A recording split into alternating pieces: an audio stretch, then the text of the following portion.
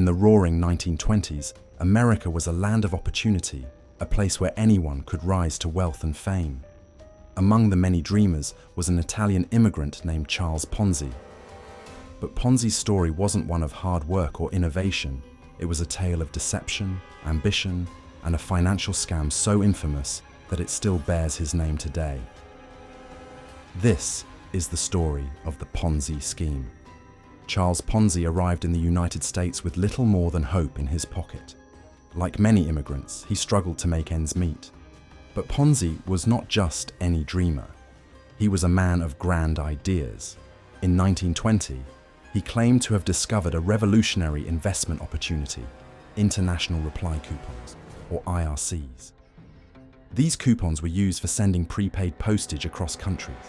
Ponzi argued that he could buy them cheaply in Europe and redeem them for a profit in the United States, taking advantage of currency exchange rates.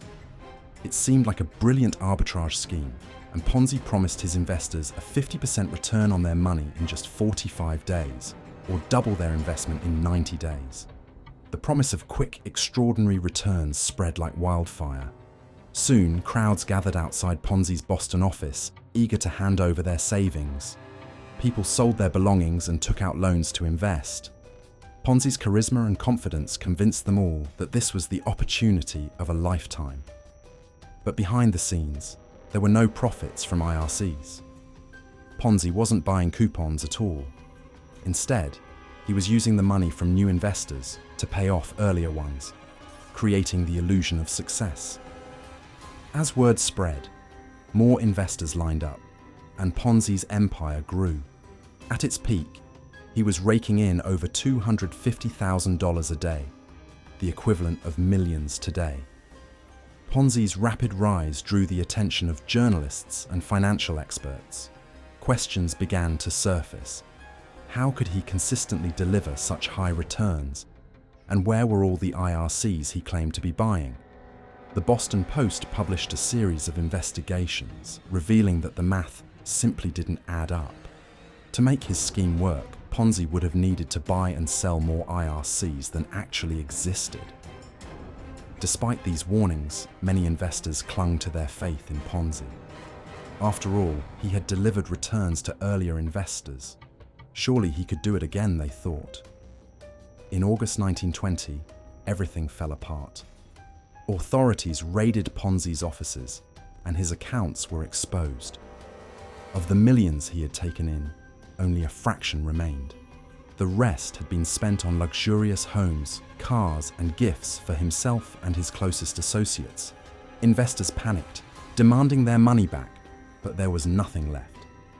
Ponzi was arrested and charged with multiple counts of fraud. Ponzi was sentenced to prison, serving several years before being deported to Italy. His victims, numbering in the thousands, lost their life savings. Some were left destitute, their dreams of prosperity shattered.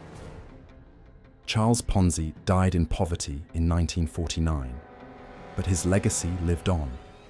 Not as the visionary he once claimed to be, but as the man whose name became synonymous with one of the most notorious scams in history.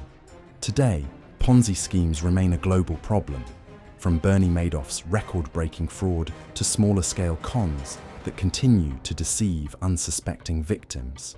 The method is always the same: attract new investors, use their money to pay returns to earlier ones, and keep the illusion alive until it all comes crashing down. Ponzi's story is a timeless lesson in skepticism. If an investment sounds too good to be true, it probably is. Charles Ponzi came to America with big dreams, but his path to fortune left behind a trail of ruined lives and broken promises. His story is a cautionary tale, a reminder of the devastating power of greed and the enduring allure of easy money.